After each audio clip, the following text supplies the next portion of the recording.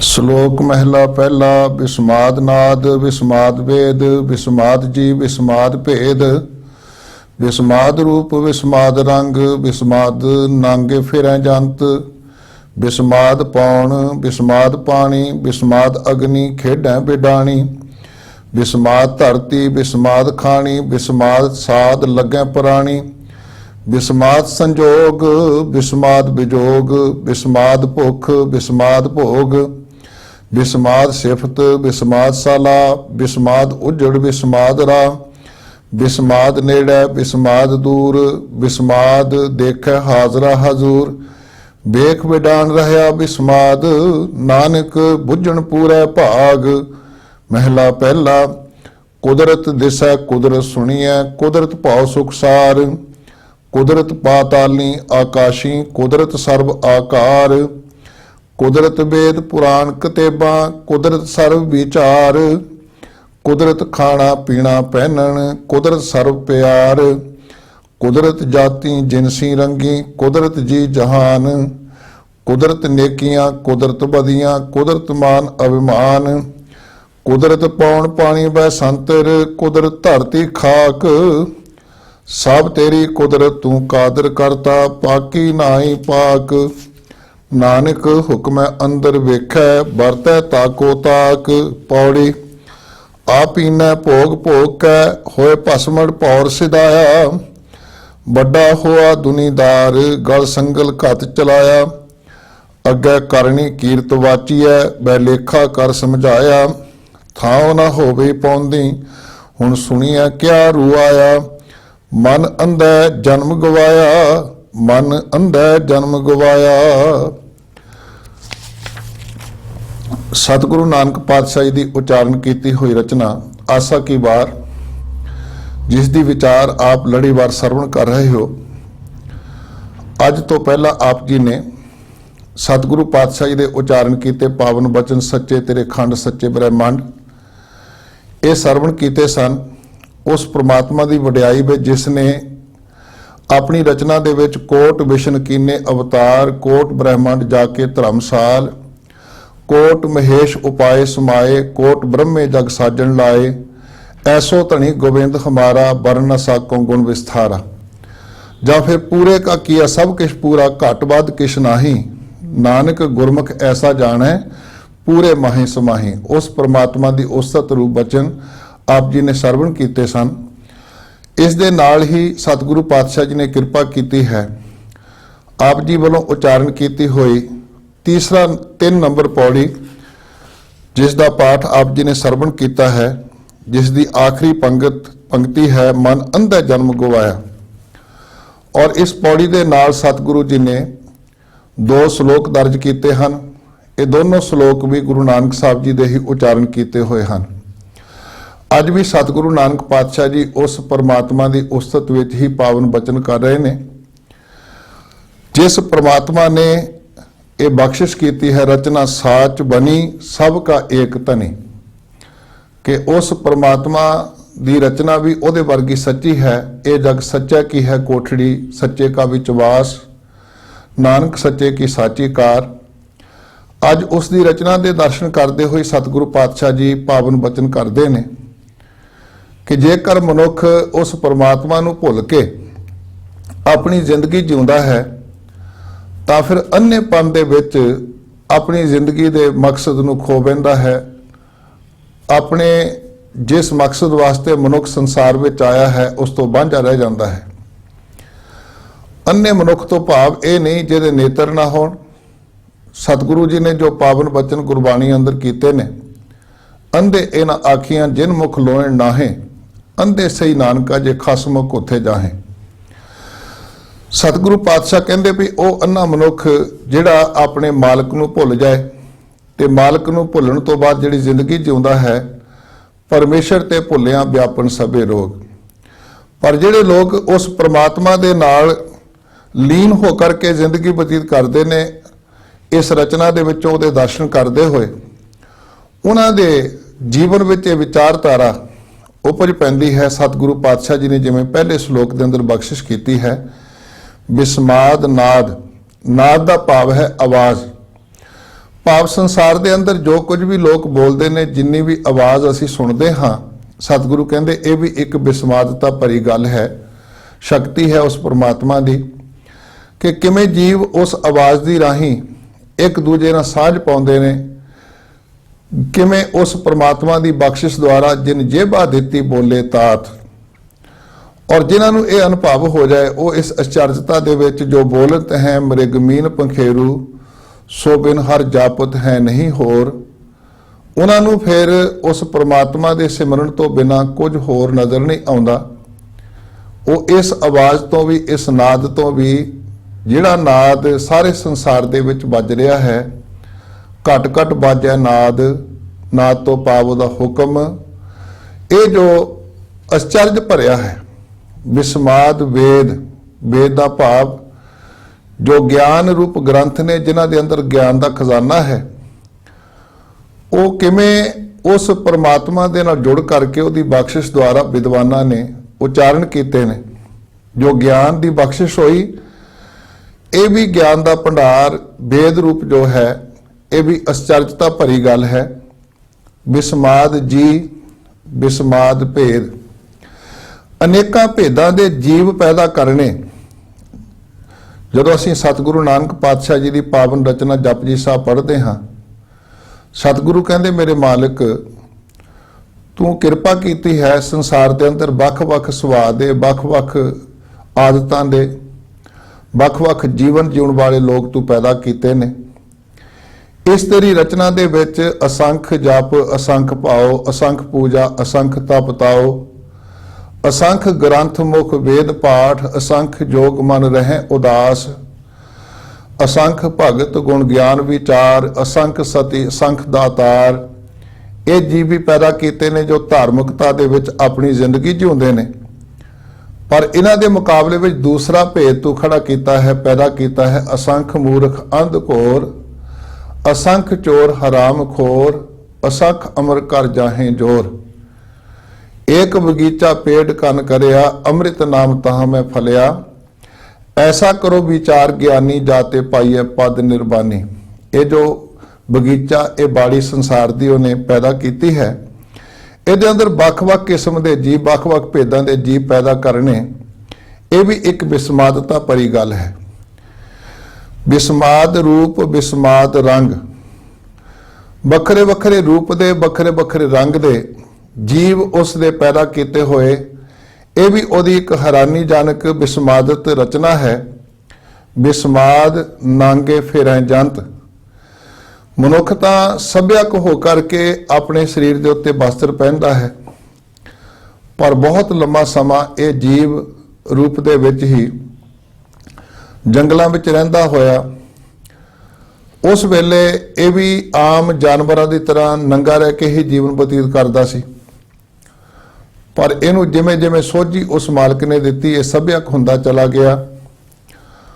ਇਹਨੇ ਰਹਿਣ ਵਾਸਤੇ ਘਰ ਬਣਾਏ, ਹੋਰ ਸਹੂਲਤਾਂ ਪੈਦਾ ਕੀਤੀਆਂ, ਇਹਦੇ ਖਾਣੇ ਵਿੱਚ ਤਬਦੀਲੀ ਆਈ, ਇਹਦੇ ਰਹਿਣ ਸਹਿਣ ਵਿੱਚ ਤਬਦੀਲੀ ਆਈ, ਔਰ ਇਹਨੇ ਆਪਣੇ ਸਰੀਰ ਦੇ ਉੱਤੇ ਵਸਤਰ ਵੀ ਪਹਿਨਣੇ ਸ਼ੁਰੂ ਕਰ ਦਿੱਤੇ।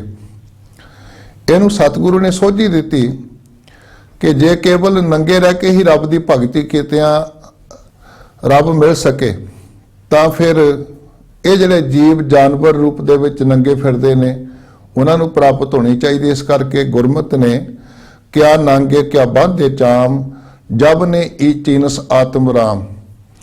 ਮੂੰਡ ਮੰਡਾਏ ਜੋ ਸਿਧ ਪਾਈ, ਮੁਕਤੀ ਭੇਟ ਨਾ ਗਈਆ ਘਾਈ। ਇਸ ਤਰ੍ਹਾਂ ਦੇ ਭੇਖਾਂ ਦਾ ਖੰਡਨ ਕੀਤਾ ਹੈ ਹਰ ਰੂਪ ਦੇ ਅੰਦਰ। ਪਰ ਫਿਰ ਵੀ ਅਸੀਂ ਵੇਖਦੇ ਹਾਂ, ਕੁੱਤਾ ਜਾਨਵਰ ਹੈ, ਮੱਝਾਂ ਤੇ ਗਾਵਾਂ ਜਾਨਵਰ ਨੇ, ਹੋਰ ਜੀਵ ਜੰਤੂ ਨੇ ਜਿਹੜੇ ਸਰੀਰ ਦੇ ਉੱਤੇ ਕੋਈ ਵਸਤਰ ਨਹੀਂ ਪਹਿਨਦੇ। ਸਤਿਗੁਰੂ ਕਹਿੰਦੇ ਇਹ ਨੰਗੇ ਸਰੀਰ ਵਾਲੇ ਫਿਰ ਰਹੇ ਜੀਵ ਜੰਤੂ ਜਿਹੜੇ ਨੇ, ਇਹ ਵੀ ਉਹਦੀ ਇੱਕ ਅਚਰਜ ਰਚਨਾ ਹੈ। ਵਿਸਮਾਦ ਪਾਉਣ, ਵਿਸਮਾਦ ਪਾਣੀ। ਉਸ ਮਾਲਕ ਨੇ ਕਿਰਪਾ ਕਰਕੇ ਜੋ ਪਾਣੀ ਪੈਦਾ ਕੀਤਾ ਹੈ, ਉਹਦੀ ਰਚਨਾ ਦੇ ਅੰਦਰ ਇਹ ਵੀ ਅਚਰਜਤਾ ਭਰੀ ਗੱਲ ਹੈ ਕਿ ਸੰਸਾਰ ਦੇ ਅੰਦਰ ਪਹਿਲਾ ਪਾਣੀ ਜਿਉ ਹੈ ਜਿਤ ਹਰਿਆ ਸਭ ਕੋਏ, ਕਿ ਇਸ ਤੋਂ ਬਿਨਾ ਨਾ ਮਨੁੱਖ ਜੀਵਤ ਰਹਿ ਸਕਦਾ ਹੈ, ਨਾ ਕੋਈ ਪਸ਼ੂ ਪੰਛੀ ਜੀਵਤ ਰਹਿ ਸਕਦਾ ਹੈ, ਨਾ ਕੋਈ ਖੇਤੀਬਾੜੀ ਹੋ ਸਕਦੀ ਹੈ।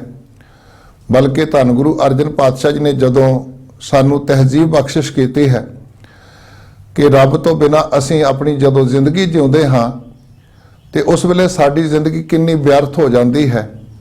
ਤੇ ਆਪ ਜੀ ਨੇ ਜੋ ਬਚਨ ਕੀਤੇ ਨੇ ਉਹਦੇ ਅੰਦਰ ਇੱਕ ਬਚਨ ਦਰਜ ਕੀਤਾ, ਜਲ ਬਿਨ ਸ਼ਾਖ ਕੁਮਲਾਵਤੀ ਉਪਜੈ ਨਾਹੀ ਦਾਮ, ਕਿ ਪਾਣੀ ਤੋਂ ਬਿਨਾਂ ਖੇਤੀ ਕੁਮਲਾ ਜਾਂਦੀ ਹੈ, ਮੁਰਝਾ ਜਾਂਦੀ ਹੈ ਤੇ ਖੇਤੀਬਾੜੀ ਕਰਨ ਵਾਲੇ ਮਨੁੱਖ ਨੂੰ, ਜ਼ਿਮੀਂਦਾਰ ਨੂੰ ਕੋਈ ਦਾਮ ਦਮੜਾ, ਕੋਈ ਇਨਕਮ, ਜੋ ਕੋਈ ਆਮਦਨ ਨਹੀਂ ਪ੍ਰਾਪਤ ਹੋ ਸਕਦੀ।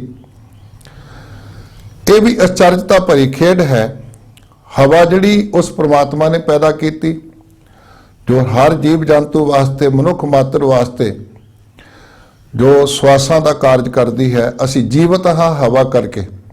ਜਦੋਂ ਗੁਰੂ ਨਾਨਕ ਪਾਤਸ਼ਾਹ ਜੀ ਨੂੰ ਸਿੱਧਾ ਨੇ ਸਵਾਲ ਕੀਤਾ ਕਿ ਸੱਚੇ ਪਾਤਸ਼ਾਹ ਸਾਨੂੰ ਦੱਸੋ ਕਿਰਪਾ ਕਰਕੇ, ਕਵਣ ਮੂਲ ਕਵਣ ਮਤ ਵੇਲਾ, ਕਿ ਸੰਸਾਰ ਦਾ ਮੂਲ ਕੀ ਹੈ, ਜੀਵ ਜੰਤੂ ਦਾ ਮੂਲ ਕੀ ਹੈ, ਮਨੁੱਖੀ ਜ਼ਿੰਦਗੀ ਦਾ ਮੂਲ ਕੀ ਹੈ। ਤੇ ਆਮ ਤੌਰ ਦੇ ਉੱਤੇ ਲੋਕ ਕੋਈ ਪ੍ਰਸ਼ਾਦੇ ਨੂੰ, ਲੰਗਰ ਨੂੰ ਸਮਝਦਾ ਹੋਏਗਾ, ਕੋਈ ਪਾਣੀ ਨੂੰ ਸਮਝਦਾ ਹੋਏਗਾ, ਪਰ ਜਦੋਂ ਅਸੀਂ ਵੇਖੀਏ ਬਹੁਤ ਸਾਰੇ ਲੋਕ ਜਿਹੜੇ ਬ੍ਰਤ ਆਦਿਕ ਰੱਖਦੇ ਨੇ ਜਾਂ ਭੁੱਖ ਹੜਤਾਲਾਂ ਤੇ ਬਹਿੰਦੇ ਨੇ, ਸਟ੍ਰਾਈਕ ਕਰਦੇ ਨੇ, ਉਹ ਲੋਕ ਕਿੰਨੇ ਕਿੰਨੇ ਦਿਨ ਭੁੱਖੇ ਰਹਿ ਕੇ ਜ਼ਿੰਦਗੀ ਬਤੀਤ ਕਰਦੇ, ਪਿਆਸੇ ਰਹਿ ਕੇ ਜ਼ਿੰਦਗੀ ਬਤੀਤ ਕਰਦੇ। ਔਰ ਤੁਸੀਂ ਜਿਹਨੂੰ ਅਸੀਂ ਮਾਰੂਥਲ ਦਾ ਜਹਾਜ਼ ਕਹਿੰਦੇ ਆ, ਊਠ ਕੈਮਲ, ਉਹ ਕਿੰਨੇ 15-15 ਦਿਨ ਤੱਕ ਪਾਣੀ ਤੋਂ ਬਿਨਾਂ ਆਪਣਾ ਜੀਵਨ ਬਤੀਤ ਕਰ ਸਕਦਾ ਹੈ, ਕਿਉਂਕਿ ਉਹਦੇ ਅੰਦਰ ਰੱਬ ਨੇ, ਵਾਹਿਗੁਰੂ ਨੇ, ਅਕਾਲ ਪੁਰਖ ਨੇ, ਰਾਮ ਨੇ, ਗੋਬਿੰਦ ਨੇ ਚਰਬੀ ਦਾ ਐਸਾ ਖਜ਼ਾਨਾ ਪੈਦਾ ਕੀਤਾ ਜਿੱਥੋਂ ਉਹਨੂੰ ਖੁਰਾਕ ਮੁਹੱਈਆ ਹੁੰਦੀ ਜੇ ਪਾਣੀ ਦਾ ਪ੍ਰਬੰਧ ਨਾ ਹੋ ਸਕੇ। ਪਰ ਜਦੋਂ ਗੁਰੂ ਨਾਨਕ ਪਾਤਸ਼ਾਹ ਜੀ ਨੂੰ ਇੱਕ ਕੁਐਸਚਨ ਰੇਜ਼ ਕੀਤਾ ਗਿਆ, ਸਵਾਲ ਕੀਤਾ ਗਿਆ, ਕਵਣ ਮੂਲ ਕਵਣ ਮਤ ਵੇਲਾ, ਕਿ ਤੁਸੀਂ ਕਿਰਪਾ ਕਰਕੇ ਦੱਸੋ ਜ਼ਿੰਦਗੀ ਦਾ ਮੁੱਢ ਕੀ ਹੈ, ਜ਼ਿੰਦਗੀ ਦਾ ਮੂਲ ਕੀ ਹੈ। ਤੇ ਆਪ ਜੀ ਨੇ ਜ਼ਿੰਦਗੀ ਦਾ ਮੂਲ ਸਮਝਾਉਂਦਿਆਂ ਹੋਇਆਂ ਬਚਨ ਕੀਤਾ, ਕਹਿਣ ਲੱਗੇ, ਪਵਨ ਆਰੰਭ ਸਤਿਗੁਰ ਮਤ ਵੇਲਾ, ਕਿ ਜੀਵਨ ਦਾ ਆਰੰਭ ਹਵਾ ਤੋਂ ਹੈ, ਆਕਸੀਜਨ ਤੋਂ ਹੈ। ਇਸ ਕਰਕੇ ਸਤਿਗੁਰੂ ਪਾਤਸ਼ਾਹ ਕਹਿੰਦੇ ਇਹ ਵੀ ਉਸ ਪ੍ਰਮਾਤਮਾ ਦੀ ਅਚਰਜ ਖੇਡ ਹੈ ਜਿਹਨੇ ਸਾਡੇ ਵਾਸਤੇ ਇਹ ਕਿਰਪਾ ਕੀਤੀ ਹੈ। ਫਿਰ ਇਹਨੂੰ ਕਿਵੇਂ ਰਚਿਆ? ਅਸੀਂ ਆਕਸੀਜਨ ਖਾਂਦੇ ਹਾਂ, ਕਾਰਬਨ ਡਾਈਆਕਸਾਈਡ ਕੱਢਦੇ ਹਾਂ, ਉਹਨੂੰ ਫਿਰ ਕਨਵਰਸ਼ਨ ਕਰਨ ਵਾਸਤੇ, ਤਬਦੀਲ ਕਰਨ ਵਾਸਤੇ ਆਕਸੀਜਨ ਦੇ ਵਿੱਚ ਬਨਸਪਤੀ ਕਿਵੇਂ ਦਿੱਤੀ। ਇਹ ਸਾਰੀ ਉਹਦੀ ਅਚਰਜ ਖੇਡ ਹੈ। ਇਸ ਕਰਕੇ ਪੌਣ ਤੇ ਪਾਣੀ ਇਹ ਵੀ ਦੋਨੋਂ ਅਚਰਜ ਰਚਨਾਵਾਂ ਨੇ। ਬਿਸਮਾਦ ਅਗਨੀ ਖੇਡੈ ਬਿਡਾਣੀ, ਸਾਡੇ ਪੇਟ ਦੀ ਅੱਗ ਹੈ ਜਿਹਦੇ ਨਾਲ ਸਾਡਾ ਟੈਂਪਰੇਚਰ ਮੇਨਟੇਨ ਰਹਿੰਦਾ, ਅਸੀਂ ਜੀਵਤ ਰਹਿੰਦੇ ਹਾਂ ਔਰ ਸਾਡਾ ਭੋਜਨ ਪਚਦਾ ਉਹਦੇ ਨਾਲ।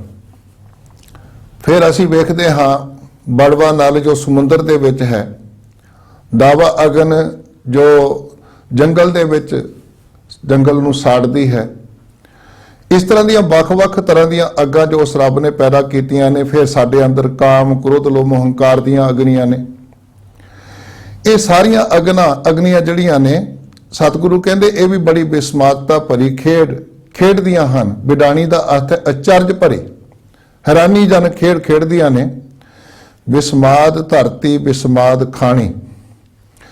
ਉਸ ਵਾਹਿਗੁਰੂ ਅਕਾਲ ਪੁਰਖ ਨੇ ਇਹ ਧਰਤੀ ਨੂੰ ਕਿਵੇਂ ਟਿਕਾਇਆ, ਕਿਵੇਂ ਇਹਨੂੰ ਧਰਮਸਾਲ ਬਣਾਉਣ ਵਾਸਤੇ ਸਤਿਗੁਰੂ ਨੇ ਕਿਰਪਾ ਕੀਤੀ। ਰਾਤੀ ਰੁੱਤੀ ਥਿਤੀ ਬਾਰ, ਪਵਨ ਪਾਣੀ ਅਗਨੀ ਪਾਤਾਲ, ਤਿਸ ਵਿੱਚ ਧਰਤੀ ਥਾਪ ਰੱਖੀ ਧਰਮਸ਼ਾਲ। ਔਰ ਧਰਤੀ ਦੇ ਹੇਠਾਂ ਪਾਣੀ ਹੈ। ਅਸੀਂ ਕਿਸੇ ਚੀਜ਼ ਨੂੰ ਪਾਣੀ ਉੱਤੇ, ਖਾਸ ਕਰਕੇ ਮਿੱਟੀ ਨੂੰ, ਕਿੰਨਾ ਚਿਰ ਟਿਕਾ ਸਕਦੇ ਹਾਂ, ਪਰ ਉਸ ਪ੍ਰਮਾਤਮਾ ਦੀ ਇਹ ਕਲਾ ਹੈ ਕਿ ਪਾਣੀ ਦੇ ਉੱਤੇ ਕਿਵੇਂ ਧਰਤੀ ਨੂੰ ਟਿਕਾਇਆ ਹੋਇਆ ਹੈ। ਔਰ ਇਹ ਵੀ ਅਚਰਜ ਬਾਤ ਹੈ ਜੋ ਚਾਰ ਖਾਣੀਆਂ ਮੰਨੀਆਂ ਜਾਂਦੀਆਂ ਨੇ, ਜੋ ਵਿਚਾਰਧਾਰਾ ਚਲੀ ਆ ਰਹੀ ਸੀ ਸੰਸਾਰ ਦੇ ਅੰਦਰ, ਖਾਸ ਕਰਕੇ ਇੰਡੀਆ ਦੇ ਅੰਦਰ, ਹਿੰਦੁਸਤਾਨ ਦੇ ਅੰਦਰ, ਚਾਰ ਖਾਣੀਆਂ ਦੀ, ਕਿ ਕੁਝ ਜੀਵ ਜੰਤੂ ਜਿਹੜੇ ਨੇ ਉਹ ਆਂਡੇ ਤੋਂ ਪੈਦਾ ਹੁੰਦੇ ਨੇ, ਅੰਡਜ, ਕੁਝ ਜੇਰ ਤੋਂ ਪੈਦਾ ਹੁੰਦੇ ਨੇ ਜਿਵੇਂ ਚੁਪਾਏ ਜਾਨਵਰ ਨੇ, ਮਨੁੱਖ ਹੈ, ਤੇ ਕੁਝ ਜਿਹੜੇ ਨੇ ਸਾਡੇ ਪਸੀਨੇ ਤੋਂ ਪੈਦਾ ਹੁੰਦੇ ਨੇ, ਸੇਤਜ, ਤੇ ਕੁਝ ਜਿਹੜੀਆਂ ਫਸਲਾਂ ਨੇ, ਸਾਡੇ ਫਲ ਫਰੂਟ ਨੇ, ਇਹ ਧਰਤੀ ਤੋਂ ਪੈਦਾ ਹੁੰਦੇ ਨੇ।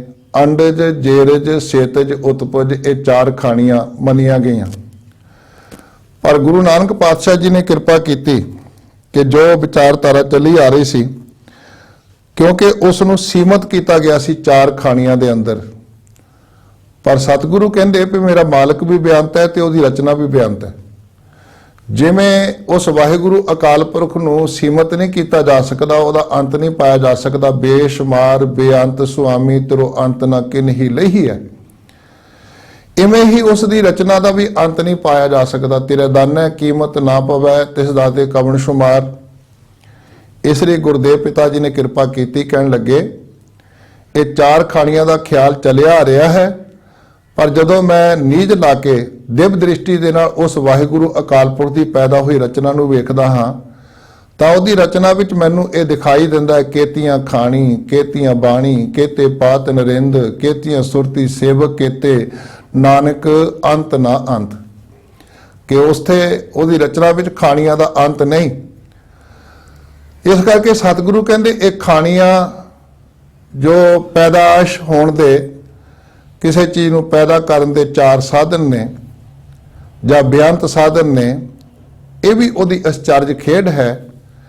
किवें वो धरती नूं महत्व दिंदा है कि जिवें एक माँ अपने अंदर हर गल नूं टॉलरेट करन वास्ते तैयार रहिंदी है, उहदे अंदर सहन शक्ति किन्नी हुंदी माँ दे अंदर, किवें रातां जाग जाग के बच्चों नूं पालदी है, किवें वो सुके गिले ते अपने आप नूं सुला के दुख सहंदी है, जन्म देण वेले पुत्र धी नूं अपने शरीर ते किन्नी पीड़ा सहंदी है।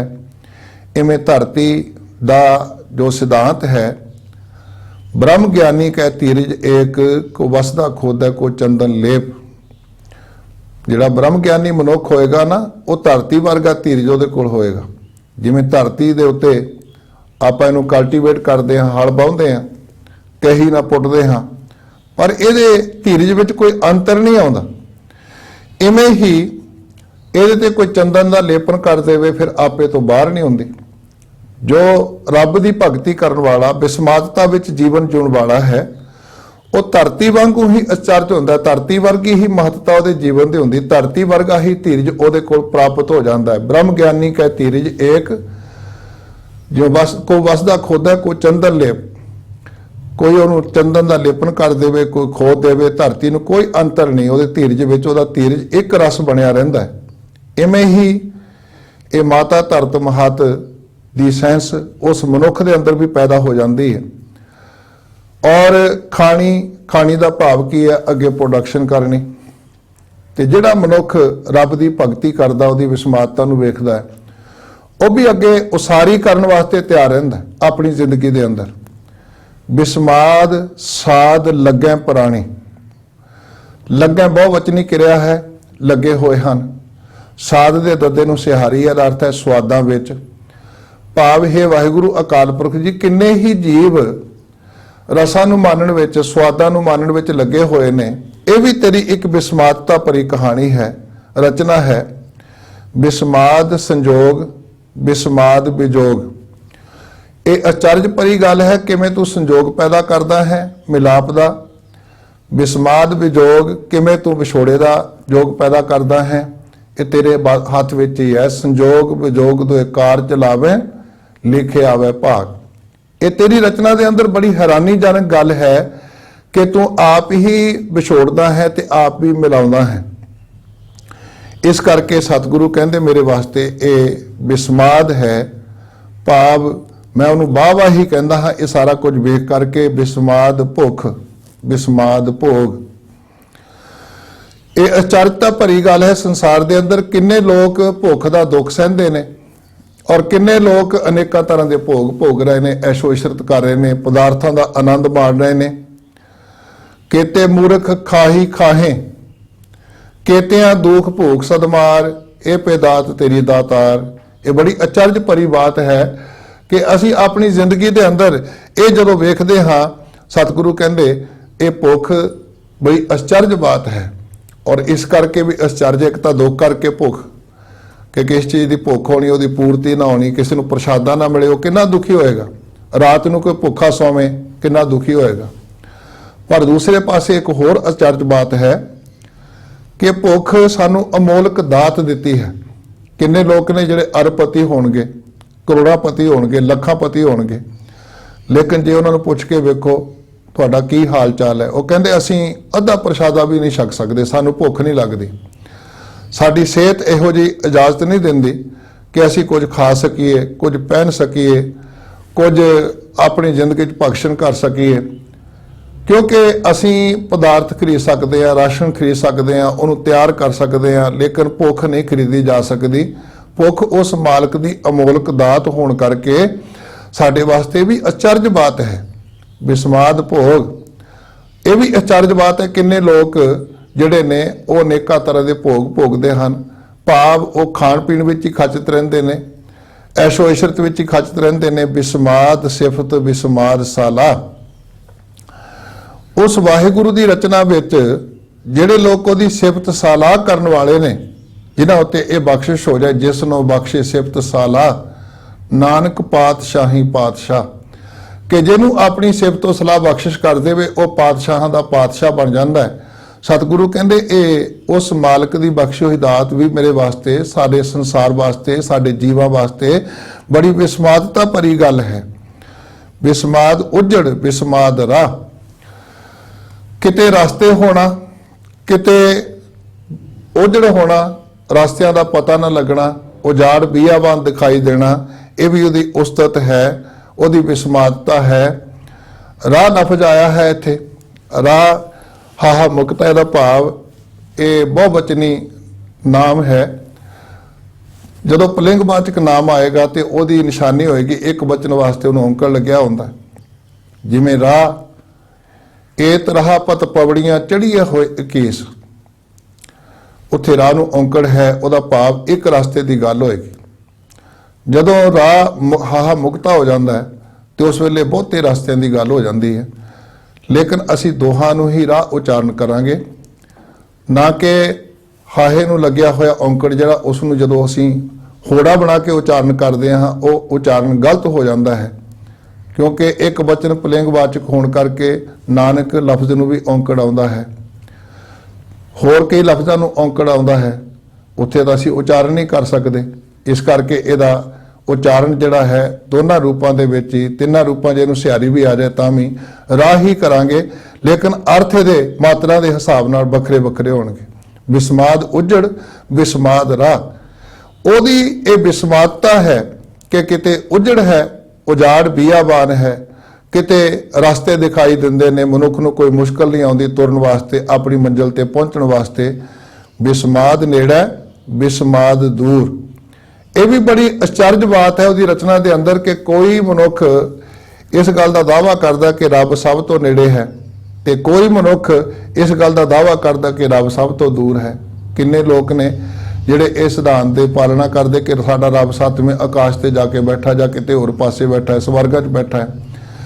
ਪਰ ਗੁਰਮਤਿ ਨੇ ਜੋ ਸਾਨੂੰ ਸੋਝੀ ਦਿੱਤੀ ਹੈ, ਕੋਈ ਬੋਲੇ ਨਿਰਵਾ, ਕੋਈ ਬੋਲੇ ਦੂਰ, ਜਲ ਕੀ ਮਾਛਲੀ ਚਰੈ ਖਜੂਰ, ਇਸ ਤਰ੍ਹਾਂ ਦੀਆਂ ਗੱਲਾਂ ਕਰਨੀਆਂ, ਇਸ ਤਰ੍ਹਾਂ ਦੀਆਂ ਗੱਪਾਂ ਨੇ ਜਿਵੇਂ ਕੋਈ ਬੰਦਾ ਗੱਪ ਮਾਰੇ, ਝੂਠ ਬੋਲੇ ਕਿ ਪਾਣੀ ਵਿੱਚੋਂ ਨਿਕਲ ਕੇ ਮੱਛੀ ਜਿਹੜੀ ਸੀ ਉਹ ਖਜੂਰ ਤੇ ਚੜ ਗਈ।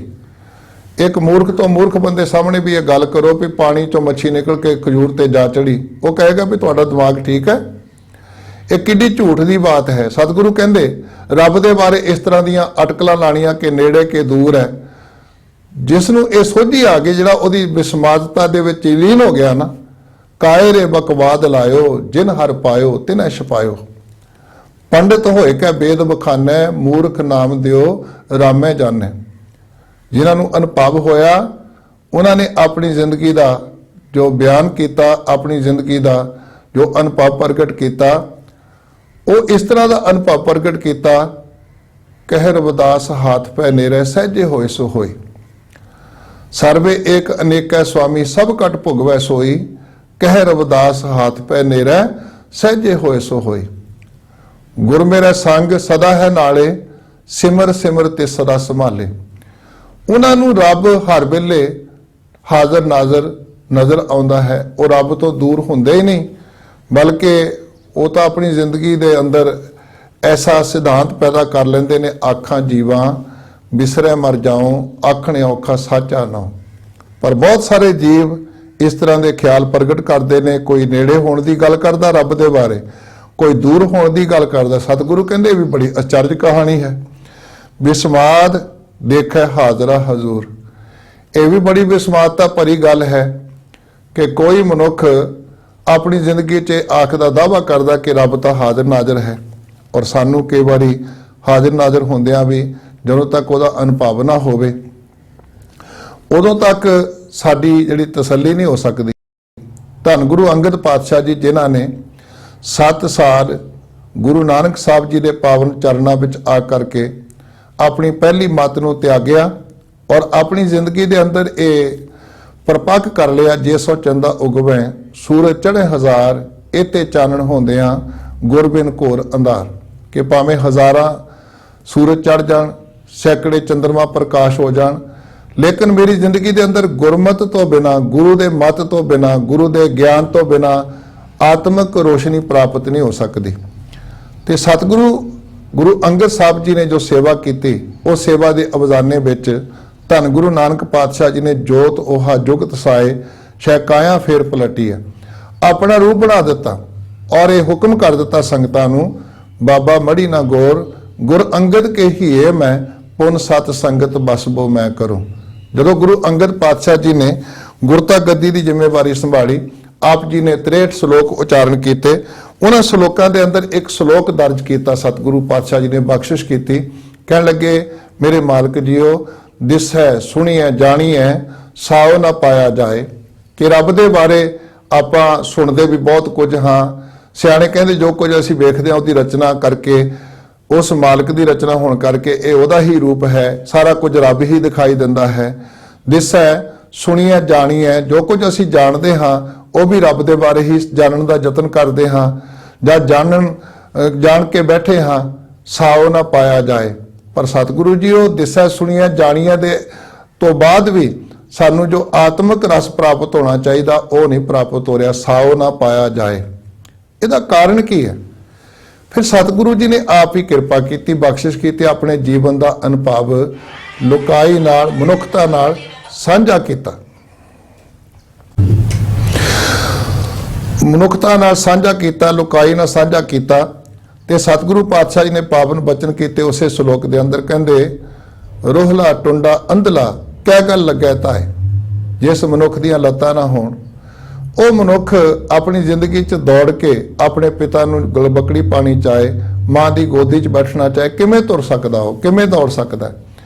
एक मनुख हत्थां तो टुंडा होवे, उहदे हत्थ ठीक ठाक ना होण ते ओ अपनी मां नूं, भैणां भरावां नूं, अपने प्यारिਆਂ नूं, पिता नूं, गुरु नूं गलबकड़ी च लैना चाहे, किवें लै सकदा है? सतगुरु कहंदे उहदी बेवसी है। अखां तो अन्ना होवे, वो किवें देख सकदा अपने प्यारिਆਂ नूं? रोहला टुंडा अंधला कै गल लगे ताए, किवें गल नूं जाके प्यार करे गल ना मिल करके। फिर सतगुरु जी ने कृपा की, आप ही बख्शिश की। ये जिहड़ा मुश्किल भरिया जीवन संसार जी रहा सी, रोहला टुंडा अंधला कै गल लगे ताए दी जिहड़ी मुश्किल सी ना, कि साडे अंदर वो पैर नहीं, वो हथ नहीं, साडे अंदर वो अखां नहीं जिन्हां दे नाल असीं रब्बी प्यार नूं प्राप्त कर सकते हाँ। फिर गुरु ने कृपा की, गुरु अंगद साहब जी ने जो सेवा की ਉਹਦੇ अनुसार जो उन्होंने अनुभवता प्राप्त हुई, आप जी ने कृपा की संसार के भले वास्ते। कह लगे भै के चरण कर भाव के लोयन सुरत करे, नानक कह सियाणीए इव कंत मिलावा होए। कि जे तू रब नूं सचमुच हाजिर हजूर जानना चाहता है, ਉਹਦੀ विस्मादता का आनंद मानना चाहता है, ਉਹਦੀ विस्मादता विच लीन हो करके, तो फिर एक काम करिया कर, अपनी जिंदगी के अंदर भै दे पैर पैदा कर, चरण पैदा कर, भै के चरण कर भाव के, अपनी जिंदगी के अंदर भावना शरधा दे तू हथ पैदा कर, जिन्हां नाल तू सेवा करें, ਉਹਦੇ हुक्म की पालना करके लोयन सुरत करे। ते तेरियां अखां जिहड़ियां होण, जिथे तैनूं सरीरक तौर के उत्ते ये नेत्र बख्शिश होए ने, उत्थे सुरत दे, ज्ञान दे, सोझी दे, विवेकता दे तैनूं नेत्र प्राप्त हो जाण। नानक कह सियाणीए इव कंत मिलावा होए। सतगुरु कहंदे हे सियाणीए जीव इस्त्रीए, फिर तैनूं अपने कंत दा, प्रभु दा, उस मालक दा ये मिलाप प्राप्त होएगा। ਮਿਲਾਪ ਦਾ ਤੂੰ ਆਨੰਦ ਮਾਣ ਸਕੇਗਾ। ਤੂੰ ਵੀ ਇਹ ਆਖ ਸਕੇਗਾ ਬਿਸਮਾਦ ਨਾਦ, ਬਿਸਮਾਦ ਵੇਦ, ਬਿਸਮਾਦ ਜੀ, ਬਿਸਮਾਦ ਭੇਦ, ਬਿਸਮਾਦ ਰੂਪ, ਬਿਸਮਾਦ ਰੰਗ, ਬਿਸਮਾਦ ਨੰਗੇ ਫਿਰੈ ਜੰਤ, ਬਿਸਮਾਦ ਪੌਣ, ਬਿਸਮਾਦ ਪਾਣੀ, ਬਿਸਮਾਦ ਅਗਨੀ ਖੇਡਾਂ ਬਿਡਾਣੀ, ਬਿਸਮਾਦ ਧਰਤੀ, ਬਿਸਮਾਦ ਖਾਣੀ, ਬਿਸਮਾਦ ਸਾਧ ਲੱਗੈ ਪੁਰਾਣੀ, ਬਿਸਮਾਦ ਸੰਜੋਗ, ਬਿਸਮਾਦ ਵਿਜੋਗ, ਬਿਸਮਾਦ ਭੁਖ, ਬਿਸਮਾਦ ਭੋਗ, ਬਿਸਮਾਦ ਸਿਫਤ, ਬਿਸਮਾਦ ਸਾਲਾ, ਬਿਸਮਾਦ ਉਜੜ, ਬਿਸਮਾਦ ਰਾਹ, ਬਿਸਮਾਦ ਨੇੜੇ, ਬਿਸਮਾਦ ਦੂਰ, ਬਿਸਮਾਦ ਦੇਖੈ ਹਾਜ਼ਰਾ ਹਜ਼ੂਰ, ਵੇਖ ਬਿਡਾਨ ਰਹਿਆ ਬਿਸਮਾਦ। ਸਤਿਗੁਰੂ ਨਾਨਕ ਪਾਤਸ਼ਾਹ ਜੀ ਇਸ ਸ਼ਲੋਕ ਦੀਆਂ ਆਖਰੀ ਪੰਕਤੀਆਂ ਅੰਦਰ ਹੁਣ ਸਤਿਗੁਰੂ ਬਖਸ਼ਿਸ਼ ਕਰ ਰਹੇ ਨੇ। ਕਹਿੰਦੇ ਤੇਰੇ ਬਿਡਾਨ ਨੂੰ, ਤੇਰੇ ਇਸ ਚਰਜ ਭਰੇ ਕੌਤਕ ਨੂੰ ਦੇਖ ਕਰਕੇ ਹਰ ਮਨੁੱਖ ਮਾਤਰ ਮੇਰੇ ਸਮੇਤ ਬਿਸਮਾਦ ਹੋ ਰਿਹਾ ਹੈ, ਹੈਰਾਨ ਹੋ ਰਿਹਾ ਹੈ, ਰਸ ਵਿੱਚ ਲੀਨ ਹੋ ਰਿਹਾ ਹੈ। ਨਾਨਕ ਬੁੱਝਣ ਪੂਰੇ ਭਾਗ। ਪਰ ਇਹ ਬਿਸਮਾਦਤਾ ਜਿਹੜੀ ਹੈ, ਬਿਸਮਾਦ ਨਾਦ, ਬਿਸਮਾਦ ਵੇਦ ਦੀ ਰਚਨਾ ਜਿਹੜੀ ਹੈ, ਜਾਂ ਇਹ ਜੀਵਨ ਜਿਹੜਾ ਹੈ, ਸਤਿਗੁਰੂ ਕਹਿੰਦੇ ਇਹ ਪੂਰੇ ਭਾਗਾਂ ਦੇ ਨਾਲ ਬੁੱਝਿਆ ਜਾ ਸਕਦਾ ਹੈ। ਜੇ ਪੂਰੇ ਭਾਗ ਨਹੀਂ ਬਣਦੇ, ਅਸੀਂ ਸਤਿਗੁਰੂ ਵਾਲੇ ਬਣ ਕੇ ਪੂਰੇ ਭਾਗ ਨਹੀਂ ਜਗਾਉਂਦੇ, ਕਿਉਂਕਿ ਪੂਰੇ ਭਾਗ ਤਾਂ ਸਤਿਗੁਰੂ ਦੀ ਮਾਤਰਾ ਹੀ ਪ੍ਰਾਪਤ ਹੋਣੇ ਨੇ।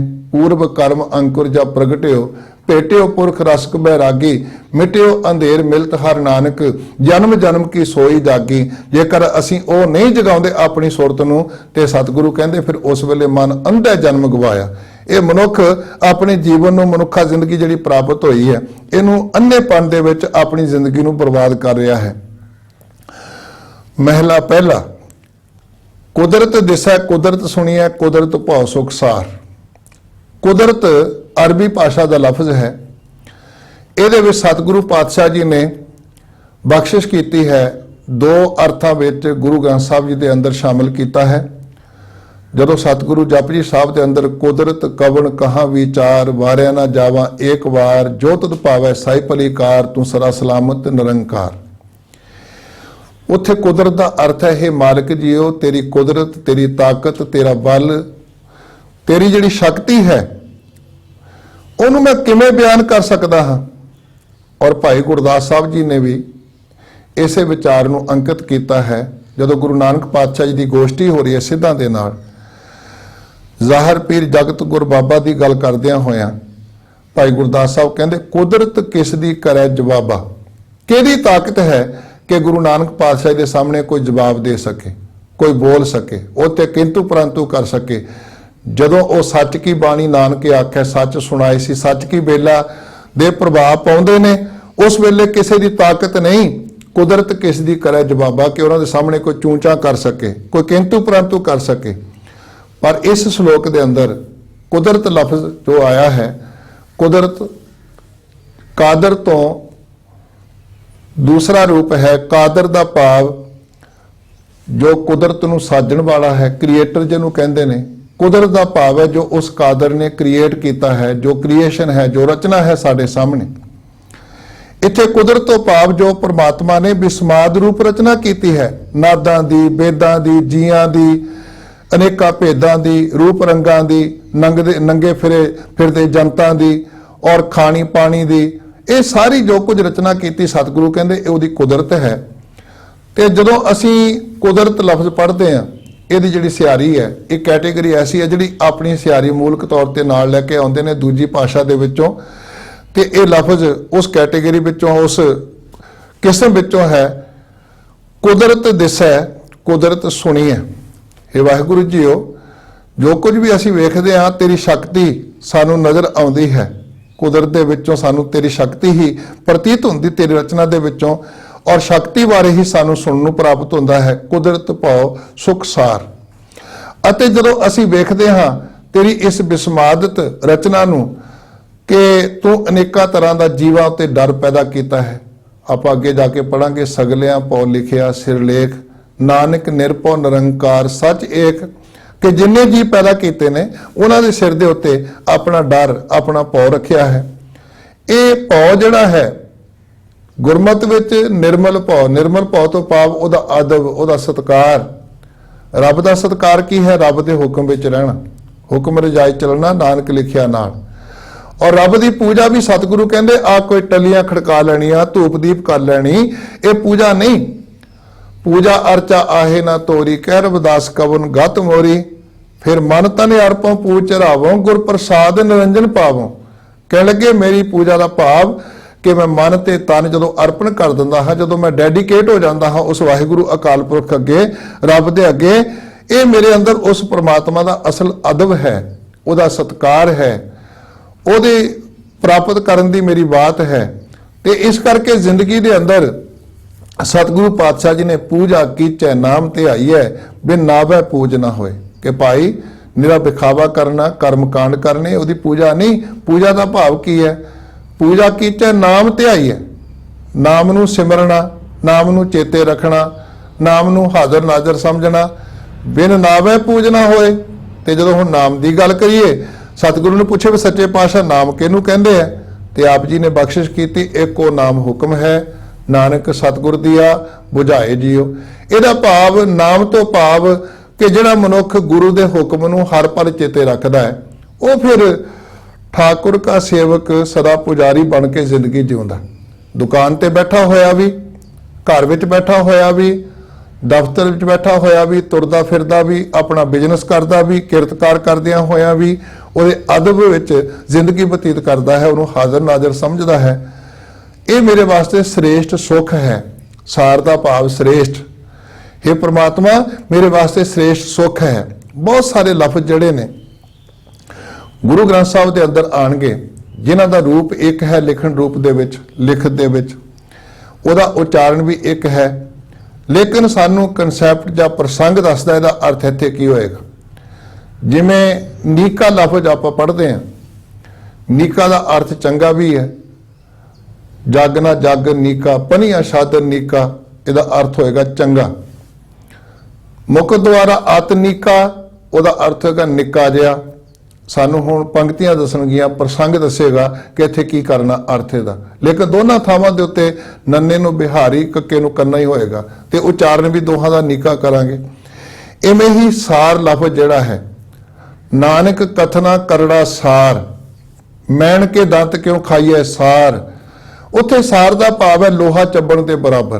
भी जिवें कोई मनुख उन्होंने हुक्म कर देवे, कोई तू लोहा चाबे, आ किल्लां पईयां ने, इहनूं चवा, आ हथौड़ा पिया, इहनूं दंदी वढ, इहनूं चवा, नहीं चवा सकेगा, बड़ा औखा। सतगुरु कहंदे रब दे दर दे उत्ते गुणां नूं प्राप्त करना लोहा चब्बण के बराबर है। जिवें मोम दे दंदां नाल लोहा नहीं चबिया जा सकदा ना, इवें गल्लां बातां दे नाल ज्ञान की प्राप्ति नहीं हो सकती। उहदे वास्ते बहुत उद्यम करना पैंदा, लोहा चब्बण के बराबर है, सख्त घालना है, बहुत वड्डी घालना है। इसे करके गुरु नानक पातशाह कहंदे गए मशक्कत घाल। वो लोग जिन्हां ने सिमरिया उस वाहिगुरु अकाल पुरख नूं, रब नूं, वो बहुत मशक्कत घाल के गए ने। पर गुरु ग्रंथ साहब के अंदर सार लफ्ज श्रेष्ठता वास्ते आउंदा। जिवें इस पंक्ति च आ रहा, कुदरत भाव सुख सार। कुदरत का भाव जिहड़ा है, ਉਹਦੀ रचना विच अदब सत्कार अपने अंदर पैदा करना, भाव पैदा करना रब दा, ये मेरे वास्ते श्रेष्ठ सुख है, श्रेष्ठ सुख का खजाना है। क्यों? क्योंकि जिन निरभौ, जिन हर निरभौ ध्याया जी, तिन का भाव सब गवासी। जिन्हां लोगों ने अपनी जिंदगी च उस निरभौ वाहिगुरु अकाल पुरख दा भाव पैदा कर लिया, उन्हां दी जिंदगी विचों सारे डर दूर हो गए। डड्डा डर उपजा डर जाई, तो डर मैं डर रहा समाई। जदों रब का डर पैदा हो जाए तो दुनिया के डर चले जाते हैं, दुनियावी डर फिर कुछ नहीं कर सकते। इसे करके भगतां का जीवन जदों पढ़ के वेखते हैं, वो बड़िया बड़िया राजा महाराजे सामने गला बड़ी डट के गल करते हैं, विचार बख्शिश करते हैं। तुम कर कोट लाख असब हस्ती, हम कर एक मुरारी। तैनूं माण होएगा अपने हाथियां उत्ते, घोड़ियां उत्ते, फौजां उत्ते, लेकिन सानू मान उस वाहिगुरु अकाल पुरख उत्ते। इस करके कबीर साहब जी वर्गी आत्मा जिहड़ी है, वो कहती तू मेरो मेर पर्वत स्वामी, ओट गही मैं तेरी, ना तुम डोलो ना हम गिरते, रख लीनी हर मेरी, अब तब जब कब तू ही हम तो प्रसाद सुखी साधे। तेरी कृपा दे नाल असीं हमेशा वास्ते सुखी हाँ। फिर लोग नरकां तो डरदे ने, स्वर्गां जाना चाहुंदे ने, पर कबीर साहब जी वर्गी आत्मा जिन्हें उस रब की विस्मादता वेखी, जिन्हें कुदरत विचों उस कादर नूं तकिया, अव्वल अल्लाह नूर उपाया कुदरत के सब बंदे दी अपने अंदर भावना पैदा की, जत देखो तत तू दी पदवी प्राप्त की।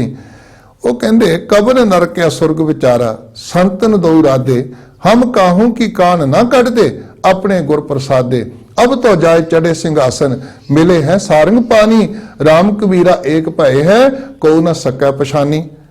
किड्डी को उदारता होगी अंदर सुख होएगा जो तन चीरें अंग न मोरों पिंड परै तो प्रीत ना तोरों हम तुम बीच भयो नहीं कोई तुम्हें सुकंत नार हम सोई कुदरत पाओ सुख सार कुदरत पाताली आकाशी कुदरत सर्व आकार। हे मालिक जी वो पातालों विच भी तेरी शक्ति नजर आउंदी है।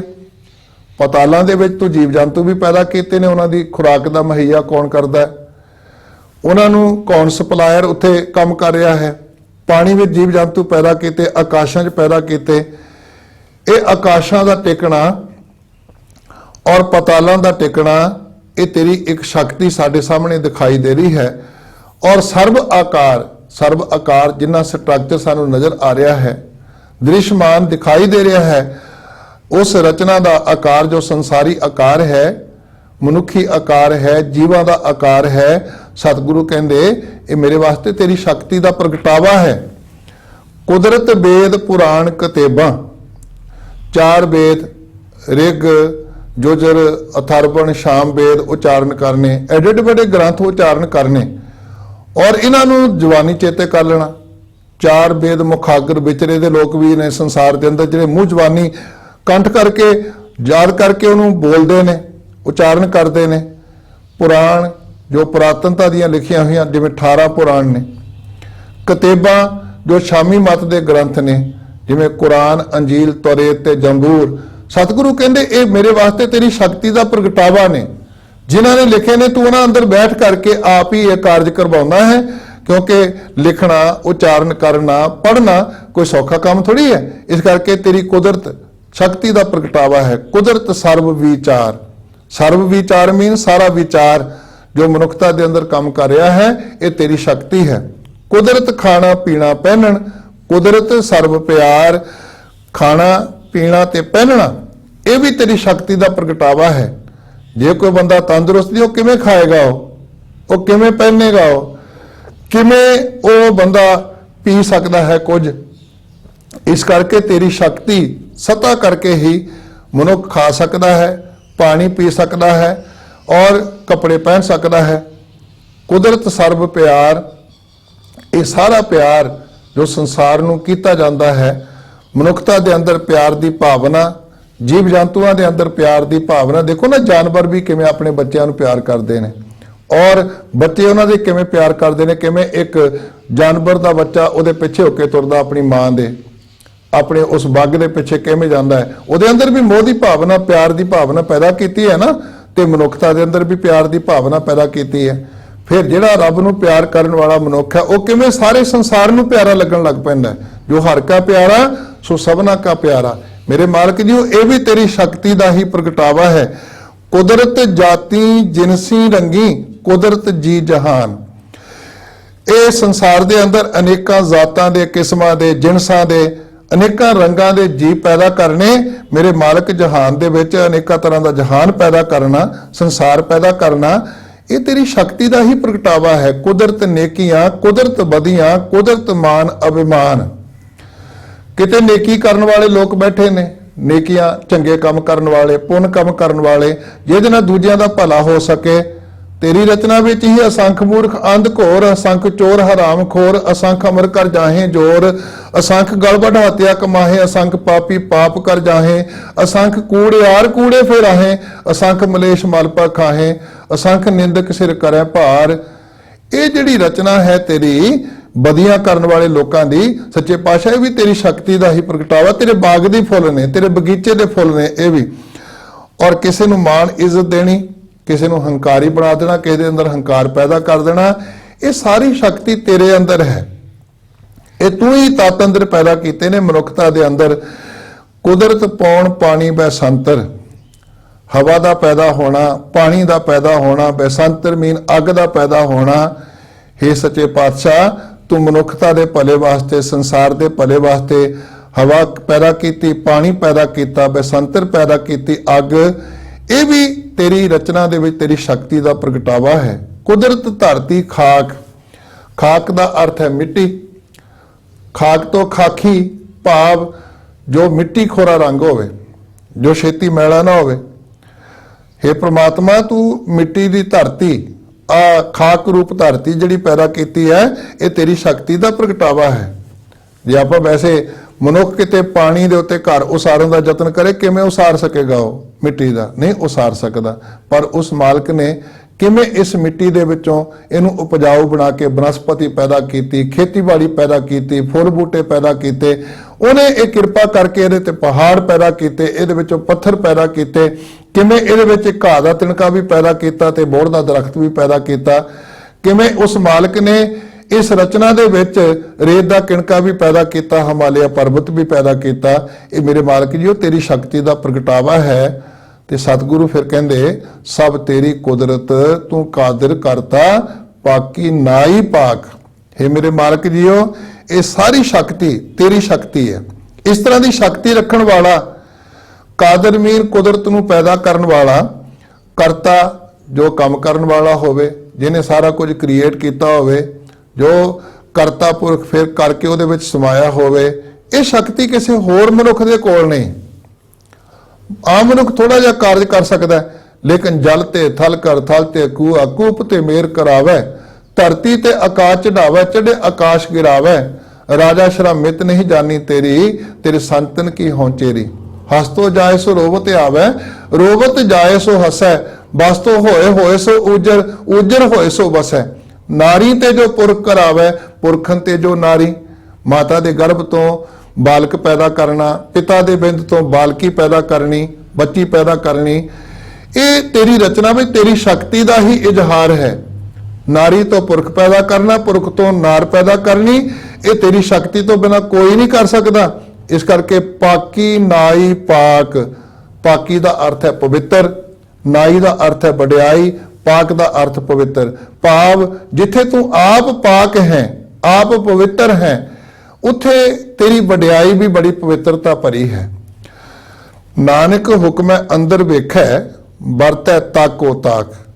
हे ਨਾਨਕ, ਉਹ ਵਾਹਿਗੁਰੂ ਅਕਾਲ ਪੁਰਖ ਜਿਹੜਾ ਹੈ, ਇਹ ਸਾਰੀ ਬਿਸਮਾਤਤਾ ਭਰੀ ਰਚਨਾ ਪੈਦਾ ਕਰਕੇ, ਕੁਦਰਤ ਸਾਜ ਕੇ, ਸਤਿਗੁਰੂ ਕਹਿੰਦੇ ਆਪਣੇ ਹੁਕਮ ਦੇ ਅਧੀਨ ਇਸ ਨੂੰ ਫਿਰ ਇਹਦੀ ਸੰਭਾਲ ਕਰ ਰਿਹਾ ਹੈ, ਇਹਨੂੰ ਵੇਖ ਰਿਹਾ ਹੈ ਔਰ ਇਹਦੀ ਹਰ ਥਾਂ ਦੇ ਉੱਤੇ ਸੰਭਾਲ ਕਰ ਰਿਹਾ ਹੈ। ਜਲ ਮੈਂ ਜੰਤ ਉਪਾਇਨ ਤਿਨਾ ਪੀਰੋਜ਼ੀ ਦੇ, ਉੱਥੇ ਹਟ ਨਾ ਚੱਲੀ ਨਾ ਕੋ ਕਿਰਸ ਕਰੇ। ਪਾਣੀ ਵਿੱਚ ਜੀਵ ਪੈਦਾ ਕਰਕੇ, ਪਾਣੀ ਦੇ ਅੰਦਰ ਪਾਣੀ ਦੇ ਜੀਵ ਹੀ ਉਹਨਾਂ ਦੀ ਖੁਰਾਕ ਪੈਦਾ ਕਰਨੀ। ਜੰਗਲ ਵਿੱਚ ਜੀਵ ਪੈਦਾ ਕਰਕੇ ਉਹਨਾਂ ਦੀ ਖੁਰਾਕ ਦਾ ਉੱਥੇ ਪ੍ਰਬੰਧ ਕਰਨਾ। ਪੱਥਰ ਵਿੱਚ ਕੀੜੇ ਨੂੰ ਪੈਦਾ ਕਰਕੇ, ਸੈਲ ਪੱਥਰ ਮੈਂ ਜੰਤ ਉਪਾਏ, ਤਾਕਾ ਰਿਜ਼ਕ ਆਗੇ ਕਰ ਧਰਿਆ। ਇਹ ਉਸ ਦੀ ਵਡਿਆਈ ਹੈ, ਇਹ ਉਸ ਦੀ ਕੀਤੀ ਹੋਈ ਸੰਭਾਲ ਹੈ। ਔਰ ਐਡੀ ਸੰਭਾਲ ਕਰਨ ਵਾਲਾ ਕਿ ਦੀਨਨ ਕੀ ਪ੍ਰਤਪਾਲ ਕਰੇ, ਨਿਤ ਸੰਤ ਉਬਾਰ ਗਨੀਮਨ ਗਾਰੈ। ਪਸ਼ ਪਸ਼ੂ ਨਗ ਨਾਗਨ ਰਾਤਵ ਸਰਵ ਸਮੇਂ ਸਭ ਕੋ ਪ੍ਰਤਪਾਰ ਹੈ। पोखत है जल में थल में पल में कल के नहीं कर्म विचार है। दीन दयाल दया निध दोखन देखत है पर देत न हार है। और सतगुरु कहते रोगन ते हर सोगन ते जल जोगन ते वो भांत बचावे। छत्र अनेक चलावत काव तो तन एक न लागन पावे। राखत है अपनो कर दे कर पाप संदूह न भेटन पावे।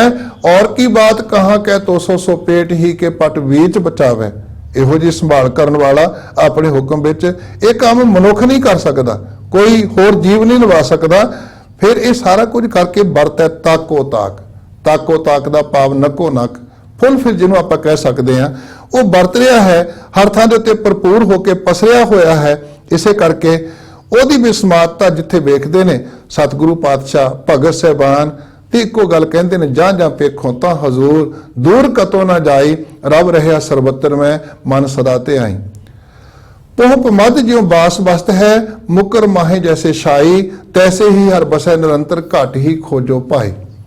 ਭਗਤ ਨਾਮਦੇਵ ਜੀ ਨੂੰ ਪੜਾਂਗੇ ਤੇ ਭਗਤ ਜੀ ਕਹਿੰਦੇ, ਭਾਈ ਜਦੋਂ ਮੈਂ ਉਹਦੇ ਦਰਸ਼ਨ ਕਰਨੇ ਚਾਹੁੰਦਾ ਹਾਂ ਫਿਰ ਮੈਨੂੰ ਦਿਖਾਈ ਦਿੰਦਾ ਸਭੈ ਘਟ ਰਾਮ ਬੋਲੇ, ਰਾਮਾ ਬੋਲੇ, ਰਾਮ ਬਿਨਾ ਕੋ ਬੋਲੇ ਰੇ।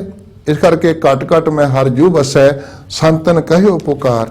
ਜਿਹੜੇ ਸੰਤ ਜਾਨੇ ਉਹ ਪੁਕਾਰ ਪੁਕਾਰ ਕੇ ਕਹਿੰਦੇ ਨੇ ਆਪਣੀ ਜ਼ਿੰਦਗੀ ਦੇ ਵਿੱਚ ਕਿ ਪ੍ਰਮਾਤਮਾ ਸਰਬ ਵਿਆਪੀ ਹੈ, ਹਰ ਥਾਂ ਦੇ ਉੱਤੇ ਮੌਜੂਦ ਹੈ। ਪਰ ਜਿਹੜੇ ਲੋਕ ਉਹਦੇ ਸਿਮਰਨ ਤੋਂ ਵਿਹੂਣੇ ਹੋ ਕੇ ਜ਼ਿੰਦਗੀ ਜਿਉਂਦੇ ਨੇ ਉਹ ਫਿਰ ਆਪਣੀ ਜ਼ਿੰਦਗੀ ਅੰਨੇਪਨ ਵਿੱਚ ਗੁਆ ਬਹਿੰਦੇ ਨੇ। इस करके सतगुरु पातशाह जी ने फिर पौड़ी के अंदर बख्शिश की कि अन्नेपन दे विच जिंदगी किवें गुआचदी, उहदा नतीजा की निकलदा है। सतगुरु कहंदे पौड़ी आ पीना भोग भोग कै होए पसमड़ भौर सिधाया। वो वाहिगुरु अकाल पुरख सारे दे अंदर बैठा है, वो आप ही अनेकों तरह के भोग भोग रहा है साडे अंदर बैठ करके।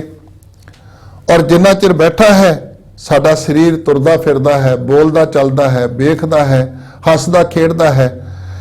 पर जदों उहदा हुक्म हो जाए भौर सिधाया, इहदे विचों जीव आत्मा वो जोत निकल जाती है, जीव आत्मा पासे हो जाती है। उस वेले होए पसमड़ ये भस्म दी मड़ी बन जाता है, भाव ये ढेरी बन जाता मिट्टी दी। ते सतगुरु कहंदे फिर बड़ा होआ दुनीदार।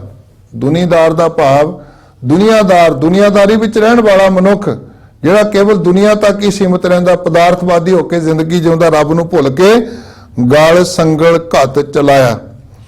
ਉਹਦੇ ਗਲ ਵਿੱਚ ਫਿਰ ਉਹਦੇ ਕੀਤੇ ਕਰਮਾਂ ਦਾ ਸੰਗਲ ਪਾ ਕੇ ਉਹਨੂੰ ਘਾਤਮੇ ਨੇ ਲਿਜਾਇਆ ਜਾਂਦਾ ਹੈ, ਚਲਾਇਆ ਜਾਂਦਾ ਹੈ। ਕਿਉਂਕਿ ਸੰਗਲ ਜਿਹੜੇ ਨੇ ਉਹ ਕਿਸੇ ਹੋਰ ਨੇ ਥੋੜੀ ਤਿਆਰ ਕੀਤੇ ਆ, ਇਹ ਸੰਗਲ ਸਾਡੇ ਆਪਣੇ ਤਿਆਰ ਕੀਤੇ ਹੋਏ ਨੇ। ਸਤਿਗੁਰੂ ਪਾਤਸ਼ਾਹ ਜੀ ਜਦੋਂ ਸਿਧਾਂਤ ਪੜ੍ਹਦੇ ਨੇ, ਸਤਿਗੁਰੂ ਕਹਿੰਦੇ ਨਾਨਕ ਔਗਣ ਜੇਤੜੇ ਤੇਤੇ ਗਲੀ ਜੰਜੀਰ। हे ਨਾਨਕ ਜਿੰਨੇ ਸਾਡੇ ਔਗਣ ਨੇ ਨਾ, ਜੀਵ ਜਿੰਨੇ ਮਾੜੇ ਕੰਮ ਕਰਦਾ, ਭੈੜੇ ਕੰਮ ਕਰਦਾ, ਤੇਤੇ ਗਲੀ ਜੰਜੀਰ, ਉਹ ਸਾਡੇ ਗਲਾਂ ਵਿੱਚ ਪਈਆਂ ਹੋਈਆਂ ਜੰਜੀਰਾਂ ਨੇ, ਉਹ ਚੇਨਸ ਨੇ ਸਾਡੇ ਜੀਵਨ ਦੇ ਵਿੱਚ। ਜੰਜੀਰ ਦਾ ਰੂਪ ਰੱਸੀਆਂ ਦਾ ਰੂਪ ਬਣਦਾ, ਫਾਹੀਆਂ ਦਾ ਰੂਪ ਬਣਦਾ ਹੈ। ਇਸ ਕਰਕੇ ਔਗਣ ਪੈਰ ਲੋਹਾਰੀ, ਲੋਹਾਰੀ ਦਾ ਭਾਵ ਲੋਹੇ ਦੀਆਂ ਜੋ ਕੜੀਆਂ ਨੇ, ਲੋਹੇ ਦੀਆਂ ਬੇੜੀਆਂ ਨੇ, ਉਹ ਸਾਡੇ ਪੈਰਾਂ ਨੂੰ ਕਿਸੇ ਹੋਰ ਨੇ ਥੋੜੀ ਪਾਈਆਂ, ਉਹ ਸਾਡੇ ਕਰਮਾਂ ਕਰਕੇ ਪਈਆਂ। ਜਦੋਂ ਅਸੀਂ ਵੇਖੀਏ ਜਿਨ੍ਹਾਂ ਲੋਕਾਂ ਨੂੰ ਪੁਲਿਸ ਅਰੈਸਟ ਕਰਦੀ ਹੈ, सजा दिंदी है, काल कोठरी च रखती है, बेड़ियां पा के लिजांदी है, वो क्यों लिजांदी है? क्योंकि उन्होंने कोई ना कोई कुकर्म किया हुंदा है। ते जदों कुकर्म करते हैं वो कुकर्म ही फिर लोहे की बेड़ी का रूप बनते हैं, उही हथकड़ी का रूप बनते हैं। इस करके नानक औगण जेतड़े तेते गली जंजीर, जे गुण होण तां कटियान से भाई से वीर। कहंदे मेरे भरा मेरे वीर कौन ने? मेरे चंगे गुण, चंगियां आदतां। जे किते गुण पैदा हो जान फिर ये औगणां दीयां जंजीरां जिहड़ियां कटियां जा सकदियां ने, तोड़ियां जा सकदियां ने। गल संगल घत चलाया, ਉਹਦੇ ਕੀਤੇ ਹੋਏ ਕਰਮ ਜਿਹੜੇ ਨੇ ਕੁਕਰਮ, ਉਹਨਾਂ ਕਰਕੇ ਉਹ ਸੰਗਲ ਬਣ ਗਏ ਤੇ ਉਹਦੇ ਨਾਲ ਹੀ ਗਲ ਬਣ ਕੇ ਉਹਨੂੰ ਚਲਾ ਲਿਆ। ਅੱਗੇ ਕਰਨੀ ਕੀਰਤ ਵਾਚੀ ਹੈ, ਫਿਰ ਲੇਖਾ ਕਰ ਸਮਝਾਇਆ। ਉਹਦੀ ਕੀਰਤੀ, ਉਹਦੀ ਕਰਨੀ ਕਿ ਉਹਨੇ ਰੱਬ ਦੀ ਕੀਰਤੀ ਕਿੰਨੀ ਕੀਤੀ, ਉਹਨੇ ਕਰਨੀ ਕੀ ਕੀਤੀ, ਰੱਬ ਦੇ ਦਰ ਦੇ ਉੱਤੇ ਇਹੀ ਬਾਚਿਆ ਜਾਂਦਾ ਹੈ। ਉੱਥੇ ਹੋਰ ਕੁਝ ਨਹੀਂ, ਉੱਥੇ ਚੰਗਿਆਈਆਂ ਬੁਰਿਆਈਆਂ ਬਾਚਿਆ ਧਰਮ ਹਦੂਰ। ਕਰਮੀ ਆਪੋ ਆਪਣੀ ਕੇ ਨੇੜਾ ਕੇ ਦੂਰ। ਸਤਿਗੁਰੂ ਨੇ ਫੈਸਲਾ ਕੀਤਾ, ਕਹਿੰਦੇ ਕੋਈ ਮਨੁੱਖ ਹਿੰਦੂ ਵਰਗ 'ਚ ਪੈਦਾ ਹੋਵੇ, ਸਿੱਖ ਵਰਗ 'ਚ ਪੈਦਾ ਹੋਵੇ, ਇਸਲਾਮ ਵਰਗ 'ਚ ਪੈਦਾ ਹੋਵੇ, ਕ੍ਰਿਸਚੀਅਨ ਪੈਦਾ ਹੋਵੇ, ਕਿਸੇ ਵਰਗ 'ਚ ਪੈਦਾ ਹੋ ਜਾਏ, ਪਰ ਕਹਿੰਦੇ ਇੱਕ ਨਿਯਮ ਸਾਰਿਆਂ ਉੱਤੇ ਲਾਗੂ ਹੋਵੇਗਾ। ਉਹ ਨਿਯਮ ਇਹ ਹੋਵੇਗਾ कि सबना का दर लेखा होए, करनी बाझों तरह ना कोई। कि सारियां दा लेखा हिसाब होएगा उस परमात्मा दे दर दे उत्ते, ओदी हजूरी विच, ते उत्थे करनी तो बिना कोई तर नहीं सकेगा, भवजल तो पार नहीं हो सकेगा। अगे करनी कीरत बाची है, मैं लेखा कर समझाया। ਉਹਦੇ ਨਾਲ कोई चीटिंग भी नहीं की जाती, बल्कि ਉਹਨੂੰ बिठा के ना भी तू आ इन्ने पुन कर्म किए, आ माड़े किए, ਉਹਦੇ सामने सारा नक्शा खिंच के रख दिता जाता है। ਉਹਨੂੰ समझा दिता जाता है कि तेरी दशा कित्थे खड़ी है, तेरा जीवन कित्थे खड़ा है, तेरे ते किहड़ा पैमाना लागू हुंदा है। जे बंदा निता प्रति अपनी जिंदगी नूं पड़चोले, सौण तो पहला वेखे, बंदे खोज दिल हर रोज, ना फिर परेशानी माहे कि अज मैं किन्नी वारी झूठ बोलिया है, किन्नी वारी किसी नाल हेराफेरी कीती है। ते अपने हिसाब किताब तो सुरखरू हो सकता है, माड़ियां आदतां तो मुक्त हो सकता है। अगे करनी कीरत बाची है, मैं लेखा कर समझाया। सतगुरु कहंदे हुण ओदा रिजल्ट निकलिया, ओदा नतीजा प्राप्त होया, थां ना होवी पाउंदी। हुण जुतियां पैंदियां नूं, सजावां प्राप्त हुंदियां नूं, दुख प्राप्त हुंदियां नूं कहंदे हुण थां नहीं मिल रही, भाव कोई टिकाणा नहीं मिल रहा। जिवें कोई बंदा दुखी हो गया कहता मेरा तो कोई टिकाणा नहीं रहा, कोई धिर मेरे बस विच नहीं रही, थां ना होवी पाउंदी। हुण सुनिया क्या रू आया। हुण जदों रोंदा ना दुखदाई हो करके, उस वेले दुखी होया जदों रोंदा है, हुण कौन सुने उस गल नूं? ਪਰਮੇਸ਼ਰ ਤੇ ਭੁੱਲਿਆ ਵਿਆਪਨ ਸਭੇ ਰੋਗ, ਬੇਮੁਖ ਹੋਏ ਰਾਮ ਤੇ ਲੱਗਣ ਜਨਮ ਵਿਜੋਗ, ਖਿਨਮੈ ਕੌੜੇ ਹੋਏਗਾ ਜਿਤਲੇ ਮਾਇਆ ਭੋਗ, ਵਿੱਚ ਨਾ ਕੋਈ ਕਰ ਸਕੈ ਕਿਸ ਥੈ ਰੋਬੈ ਰੋਜ਼, ਕੀਤਾ ਕੁਛ ਨ ਹੋਵੇ ਲਿਖਿਆ ਤੁਰ ਸੰਜੋਗ। ਇਸ ਕਰਕੇ ਹੁਣ ਕੁਝ ਨਹੀਂ ਕੀਤਾ ਜਾ ਸਕਦਾ। ਤੇ ਸਤਿਗੁਰੂ ਕਹਿੰਦੇ ਫਿਰ ਮਨ ਅੰਧਾ ਜਨਮ ਗਵਾਇਆ।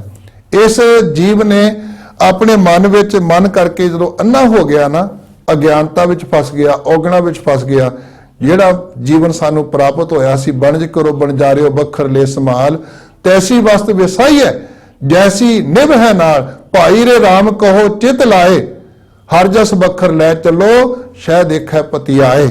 ਇਸ ਗੱਲ ਦੇ ਉੱਤੇ ਅਮਲ ਨਹੀਂ ਕੀਤਾ ਇਹਨੇ, ਇਸ ਕਰਕੇ ਫਿਰ ਆਪਣਾ ਜਨਮ, ਮਨੁੱਖਾ ਜਨਮ ਉਹਨੂੰ ਗਵਾ ਕੇ ਵਿਅਰਥ ਇੱਥੋਂ ਚੱਲਦਾ ਬਣਿਆ। ਸਤਿਗੁਰੂ ਪਾਤਸ਼ਾਹ ਜੀ ਨੇ ਇਸ ਸ਼ਲੋਕ ਦੇ ਅੰਦਰ ਇਹ ਵਿਚਾਰ ਬਖਸ਼ਿਸ਼ ਕੀਤੀ ਹੈ ਜੀ।